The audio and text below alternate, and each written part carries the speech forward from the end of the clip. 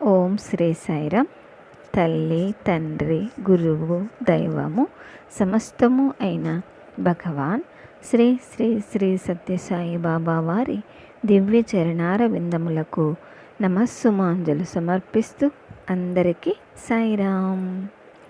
శ్రీమతి jenny సోక్రెట్ గారు రచించిన దివ్య గురువు పుస్తక పఠనం తరువాయి భాగం అండి. అధ్యాయం 19, సంగీతం ద్వారా సాయిబాబా వారు. సంగీతం ద్వారా సాయిబాబా వారితో నా సంబంధం ఎంతో గొప్పది, ఘనమైనది. తన భక్తులతో బంధానికి వారు అన్ని రకాల పద్ధతులను ఉపయోగిస్తారన్నది అందరూ గమనించాల్సిన విషయం. పంచభూతాలను, పంచ జ్ఞానేంద్రియాలను, ఆలోచన, మాట, హృదయాలను వారు వాడతారు. వీటికి తోడుగా స్వప్నాలు, విజన్స్, ప్రత్యక్షాలు, ఇతర వ్యక్తులను కూడా వారు వాడతారు. ఒక భక్తునికి స్వామి నుంచి ఏది లభిస్తుందో చాలామంది భక్తులకు అది స్వామి నుంచి లభిస్తుంది. అయితే చాలామంది తమ చుట్టూతో ఉన్న వాటిని పట్టించుకోకపోవటం చేత సాయి అనుగ్రహాన్ని గమనించలేకపోతారు. స్వామి మనతో మూడవ వ్యక్తి ద్వారానో, లేదా ఒక పసిపిల్ల ద్వారానో, లేక ఒక వృద్ధుని ద్వారానో మాట్లాడవచ్చును. ఒక జంతువు ద్వారా, అది ఏ రకపు జంతువైనా కూడా తమ సందేశాన్ని వారు మనకు అందించవచ్చును. ఒక పుష్పములోను, ఆకుల్లోనూ, చీమల్లోనూ, ఏనుగులోనూ, తిమింగలంలోనూ వారిని మనం చూడవచ్చును. వారు తాము అనుకున్న దాన్ని మన మూడవ కంటి ద్వారా బిగ్గరగా వినిపింపవచ్చును. వారు బిగ్గరగా మన చెవిలోనే మాట్లాడవచ్చును. అది మరొకరి కంఠస్వరం అని మనం అనుకోము కదా. అలా కూడా మన సహస్రారం నుంచి కానీ, హృదయంలోంచి కానీ మాట్లాడవచ్చు. స్వప్నాల ద్వారా, ధ్యానంలోనూ, విజన్స్లోనూ వారు మనతో మాట్లాడతారని నేను అనడం పునరుక్తి అవుతుంది. వారు మనకు కలలోకి వస్తే అది మన ఇచ్చ చేత జరిగింది కాదు, అది వారి సంకల్పం చేతనే జరుగుతుంది. కోటాను కోట్ల మందికి వారు కలలోకి రావాలనుకుంటారు, అయినా అది జరగదు. అయితే కొంతమంది వారు స్వప్నాలను ఇవ్వరని స్వామి తరచుగా చెప్పే భ్రమలోని భాగమే అదని అంటారు. అయితే ఈ ప్రపంచంలో ప్రతీదీ భ్రమే, ప్రతీదీ భావనే. ఇతరులను గురించి వాళ్ళు మనల్ని కలవడానికన్నా ముందే వారు మనకు స్వప్నాలను ఇవ్వగలరు. ఇలా నాకు అనేక మార్లు జరిగింది.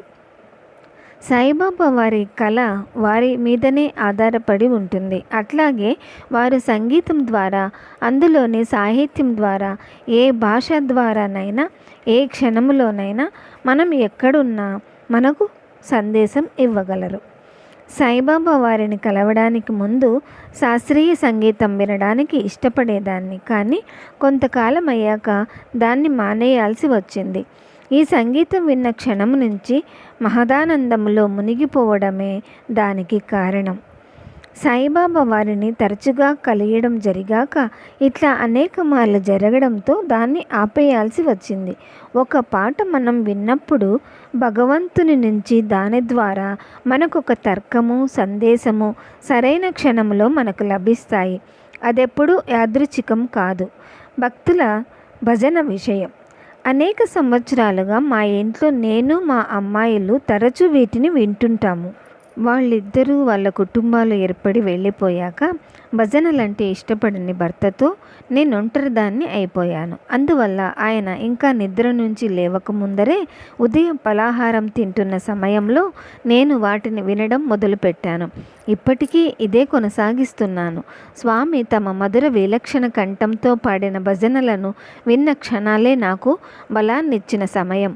వారిని ఎన్ని మార్లు విన్నా విసుగురాదు. వారి కంఠం విన్న కొద్దీ సమస్తము ఆగిపోయి గాఢ ప్రశాంత ఆనంద క్షణాలలో ఉండిపోతాము.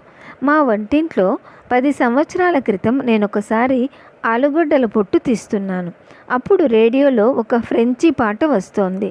దాని ద్వారా స్వామి నుంచి సంగీతం ద్వారా నాకు తొలిగా సందేశం అందింది. అక్కడి నుంచి నా కొత్త జీవితం మొదలైంది. నిరంతర దైవ చింతనలో ఉండేదాన్ని కాబట్టి ఈ పాటలోని మాటలపై హఠాత్తుగా నా దృష్టి పడింది. ఈ పాట నాకు చాలా రోజుల నుంచి తెలిసిన పాటే, కానీ ఇంతకుముందు వాటి మీద దృష్టి పడలేదు. అందులోని మాటలు ఇవి: ఓ అమ్మాయి, నీకు ఓడలన్నింటినీ ఇస్తాను, పక్షులన్నింటినీ ఇస్తాను, నక్షత్రాలను, ఆకాశాన్ని ఇస్తాను. మైకేల్ పోల్నారెఫ్ గారు పాడిండేది. ఈ మాటలు వినగానే కందిపోయాను. ఈ మాటలు వారివి. నా కళ్ళల్లో హఠాత్తుగా నీళ్లు తిరిగాయి. నీవు వెళ్ళినప్పుడల్లా నాలోని ఒక ముక్క నీతో తీసుకొని వెళ్తావు. ఇది పాలియంగ్ గారిది. ఇది చాలా పాత పాట. అయినా ఇందులోని మాటల్ని నేను గమనించనే లేదు. ఈసారి నేను ఇండియా నుంచి తిరిగి వచ్చేటప్పుడు ఈ మాటల్ని జాగ్రత్తగా విన్నాను.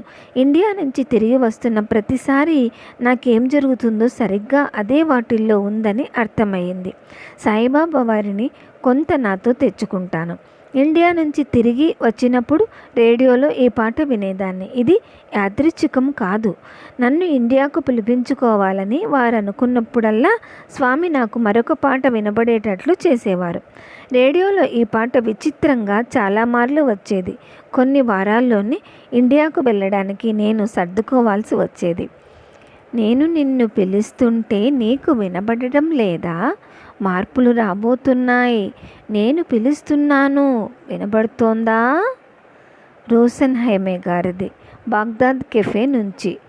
ఇంకొకటి, నీకోసం ఎదురు చూస్తున్నాను, నీకోసం ఎదురు చూస్తున్నాను, నీకోసం ఎదురు చూస్తున్నాను. ఇది ఫ్రాన్స్ గాల్ గారిది. నా తర్వాతి ట్రిప్పుకు తయారవుతున్నప్పుడల్లా ఈ పాట వచ్చేది.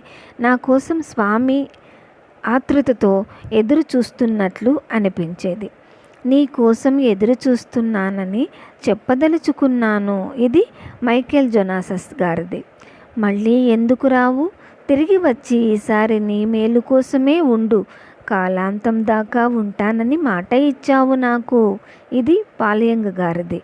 కొన్ని మార్లు వారి పిలుపు వినపడుతుంది, కానీ నేను ఇండియాలో ఉండిపోవాలని అనిపించలేదు. ఇంకా ఈ ప్రపంచంలో నేను ఇంకా కర్మ చేయాలని స్వామి భావిస్తున్నట్లుంది. రావడానికే టిక్కెట్టు. ఈ మధ్యన ఈ పాటను ఆగకుండా వింటున్నాను. ఇండియాకు వెళ్ళి అక్కడే ఉండు అని అర్థం. కాలమే నిర్ణయిస్తుంది. ఇంటికి రావడానికి నీకు స్వాగతం. నీకింటికి రావడానికి స్వాగతం లభిస్తుంది.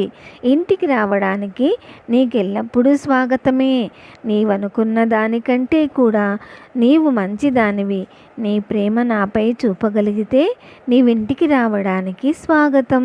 ఇది ప్లారిటన్ పాగ్నికారది. నీవెక్కడికి వెళ్ళినా, నీవేం చేసినా నీకోసం ఎదురు చూస్తూ ఉంటాను నేను. ఇది వచ్చేసి రిచర్డ్ మార్క్స్ గారు రాసిండేది. నువ్వు బాధలో ఉన్నప్పుడు నన్ను చింతించు, నువ్వు రోధిస్తున్నప్పుడు నన్ను చింతించు. ఇవన్నీ కూడా ఆమె చదివిన పుస్తకాల్లోని సెంటెన్స్ అండి. ఇవన్నీ కూడా ఒక్కొక్క రచయిత గురించి తనకు నచ్చిన వాక్యాలను రాసి మనకు చెప్తున్నారన్నమాట. నీవు ఆశీస్సులను పొందుతావు, నీకు విశ్వాసం ఉంది, నీకది వాగ్దానం చేశాను. ఇది వచ్చేసి ఎల్టన్ జాన్ గారు రాసిండేది. నేనేది చేసినా నీకోసమే చేస్తాను, నీవు నా వాడివని గమనించలేదా? నేనేమి చేసినా నీకోసమే చేస్తానన్నది నిజమని నీకు తెలుసు. నీకోసం పోరాడుతాను, నీకోసం మరణిస్తాను. ఇది రాసిన వారు బ్రయాన్ ఆడెన్స్ గారు. నేను ఉపన్యాసాలు మొదలుపెట్టాక స్వామి పాట ద్వారా కొన్ని మార్లు ఈ మాటల్ని తెలిపారు. అవి, నీ ఉపన్యాసాలు చాలా బాగున్నాయి, అందరినీ అవి ఏడిపిస్తున్నాయి. ఇవి నన్నెంతో ఆశ్చర్యపరిచేవి. ఇది నిజం కూడా. నేనెప్పుడు ఇచ్చినా కూడా జనం కళ్ళనీరు పెట్టుకునేవారు. మా అమ్మాయి ఆ మాటల్ని సవరించి, నిన్ను నీవు పోగొట్టుకుంటే అందరూ కన్నీరు కారుస్తారు అన్నది. మన విభేదాలకు అతీతంగా ఒకళ్ళకెదురుగా ఒకళ్ళం ఉన్న మనము 100% అచ్చు ఒకే రకంగా ఉన్నాము. ఇది అనినవారు జానీ హాలిడే రచనలోడిది. అద్దంలో లాగా నా ప్రతిబింబాన్ని నాకిచ్చేయి. ఒకసారి ఒక సూపర్ మార్కెట్లోకి వెళ్ళాను. రాక్ అండ్ రోల్ సంగీతంలాగా అక్కడ బిగ్గరగా ఏదో సంగీతం మోగుతోంది. స్వామి, ఈ భయంకర సంగీతం ఏమిటి అని స్వామితో అన్నాను. అంతలో ఆ సంగీతంలోని మాటల మీద దృష్టి పడింది. అవేమిటో తెలుసా? నన్ను స్మరించు, నన్ను స్మరించు, నన్ను స్మరించు అని. షాపింగ్ చేస్తూ నేను స్వామిని మరిచాను. అందువల్ల వారు సరైన పద్ధతిలో వారిని స్మరించుకోవాలన్నది గుర్తు చేశారు. విచారగ్రస్తమైన క్షణాలలో అలాంటివి కూడా నా జీవితంలో ఉన్నాయి కొన్ని. స్వామి తరచుగా పంపే పాట, అడ్డుకో, ఆపుకో, నీ ఉన్నావని నిరూపించుకో, సర్వత్రా నీ సంతోషం కోసం చూడు, ఈ అహంకారయుత లోకాన్ని తిరస్కరించు, ఉన్నటువంటి నీ హృదయాన్ని అనుసరించు, వెళ్ళిపో, అడ్డుకో, ఈ లోకం నీది కాదు, సాగిపో, పోరాడు, అడ్డుకో. ఈ మాటలన్నీ స్వామి భక్తుల నుంచి రాలేదు. జాగ్రత్తగా చూస్తే వీటిల్లో స్వామి కొన్ని నుంచే సరాసరి వచ్చినట్లున్నాయి. నా జీవితంలోని ఒక కాలంలో స్వామి నన్ను నిర్లక్ష్యం చేశారని అనిపించినప్పుడు ఒక్కొక్కసారి నాకు అట్లా అనిపించి జరిగేది. వారు పంపిన మాటలు, నిన్ను పట్టించుకోకుండా ఉండను, నిన్ను మళ్ళీ పట్టించుకోకుండా ఉండను, నేను అక్కడ ఉంటాను, నీవు మళ్ళీ నాలో విశ్వాసం ఉంచే సమయం ఆసన్నమైంది, మళ్ళీ మొదలుపెట్టే సమయం వచ్చింది, నేను నిన్ను ఇంకా ప్రేమిస్తూనే ఉన్నాను, నేను నిన్ను ఇంకా ప్రేమిస్తూనే ఉన్నాను. జీవితంపై నీకు విసుగు పుడితే, నీలో సోమరితనం పాదుకుంటే నన్ను స్మరించు, నన్ను స్మరించు. నీవు నన్ను ప్రేమించుతున్నట్లు అనిపించిన రోజున నన్ను కలవడానికి రావాల్సింది. ఇదొచ్చేసి ఫ్రాంకోస్ హార్డీ రచనలోడిది. నీ జీవితం అంతా నీకు అవసరమైనప్పుడల్లా నీ వద్ద ఉంటాను. నేను నిన్నెక్కడికి తీసుకుని వెళ్తానో ఆ చోటుని చూడు. అక్కడ శీతాకాలం లేదు, భయం లేదు, సందేహాలు లేవు. ప్రపంచం ఎప్పుడూ చక్కని వెచ్చని వసంతంలో ఉంటుంది. అక్కడ బాధ విన్యాసాలు లేవు. 2002 డిసెంబర్లో ఒక రోజున మా చిన్నారి కుక్క కుక్కి అప్పటికి 15 సంవత్సరాలు కావటం వల్ల వయోభారం చేత స్వస్థతగా లేదు. దానికి కళ్ళు కనపడక గోడకు కొట్టుకొని ఒక్కసారి మెట్ల మీద నుంచి కిందికి దొర్లి పడేది. దానికి మూత్ర అవసరం ఎక్కువ కావడంతో రాత్రిళ్ళు 3-4 సార్లు నేను లేచి అవతలికి తీసుకుని వెళ్ళాల్సి వచ్చేది. ఇదంతా చాలా రోజులు భరించి చివరికి దాన్ని పశువుల డాక్టర్ దగ్గరికి అంతిమ నిర్ణయమైన దీర్ఘ నిద్రలోకి పంపడం కోసం తీసుకుని వెళ్ళాలని నిర్ణయించాను. నేనే జబ్బు పడడం అందుకు కారణం. నా చేతుల్లో కుక్కీని ఉంచుకొని కారులోకి వెళ్ళి కారు ఇగ్నిషన్ను తిప్పేటప్పటికీ వెంటనే ఈ పాట మోగింది. నేను జీవించి ఉండవద్దనడానికి ఎవరికి హక్కు ఉంది అని. నా గుండెల్లో కత్తి దింపినట్లయింది. ఈ మాటల ద్వారా నాకు స్వామి సందేశం ఇస్తున్నారు. ఇది కేవలం యాదృచ్ఛికం కాదు. ఏమైనా పశువుల డాక్టరు అప్పటికే నా కోసం ఎదురు చూస్తుంటుంది కాబట్టి వెళ్ళక తప్పదు. ఈవేళ కాకపోతే మరొక రోజు. ఇది సాయిబాబా వారికి, వారి భక్తులకు నమ్మశక్యం కాని బంధాన్ని నిరూపించటం కోసం కూడా. మన ప్రతిరోజు నడిచే మన నడవడికలోని ఒక అంశము కూడా వారు వదలరు. ఫ్రాన్స్లో ఇక మనం చేసేదేమీ లేనప్పుడు జంతువులను బాధపడినయనమాట మేము, అంటే చంపుతారని అర్థం. ఆమెను నిర్లక్ష్యం చేయవద్దు. ఆమెది సున్నితమైన శరీరం. ఆమె ముక్తశ్రీ కావడం అంత తేలిక విషయం కాదు. ఈ మాటలు చెప్పుతున్న దాన్ని నేను అనుభవిస్తున్న కాలంలో ఈ పాట అగుపించింది. నేను అంగీకరించకపోయినా, విశ్వసించకపోయినా నేను మోక్షస్థితి గుండా వెళ్తున్న దాన్ని స్వామి హామీ ఇస్తున్నట్లు అనిపించింది. ఓం శ్రీ సాయిరామ్. తరువాయి భాగం వచ్చే వారం విందామండి. జై బోలో భగవాన్ శ్రీ సత్యసాయి బాబాజీకి జై. సమస్త లోకాః సుఖినో భవంతు, సమస్త లోకాః సుఖినో భవంతు, సమస్త లోకాః సుఖినో భవంతు. ఓం శాంతి శాంతి శాంతి. అందరికీ సాయిరామ్.